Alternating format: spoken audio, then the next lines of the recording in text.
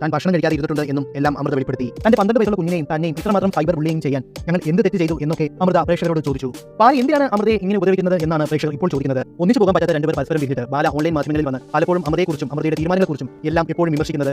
അമൃത എങ്ങനെയെങ്കിലും ജീവിക്കട്ടെ, ഗോപിസുന്ദരനെയോ ആരെയോ എങ്കിലും പ്രണയിക്കട്ടെ. വിവാഹബന്ധം ഏർപ്പെടുത്തിയ ചെറുപ്പക്കാരിയായ ഒരു സ്ത്രീക്ക് മറ്റൊരാളെ എന്താ പ്രണയിച്ചാൽ മറ്റൊരാളെ പ്രണയിച്ച് അവർക്ക് പുതിയ ജീവൻ കണ്ടെത്തുന്നതിൽ എന്താണ് ഇത്ര തെറ്റ് എന്നും പ്രേക്ഷകർ ചോദിക്കുന്നു. താൻ കണ്ടെത്തിയ ഗോപിസുന്ദരം മോശമായ വ്യക്തിയാണ് എന്ന് അറിഞ്ഞപ്പോൾ തന്നെ ഗോപിസുന്ദരനെ ഒഴിവാക്കാൻ സാധിച്ചത് അമൃതയുടെ ഈ പ്രായത്തിൽ നിന്നും കിട്ടിയ പക്വത കൊണ്ടാണ് എന്നാണ് പ്രേക്ഷകർ പറയുന്നത്. ഈ പക്വത അമൃതയ്ക്ക് നേരത്തെ ഉണ്ടായിരുന്നെങ്കിൽ ബാലയുമായുള്ള വിവാഹം സമ്മതിക്കാതെ ഇരിക്കാമായിരുന്നു.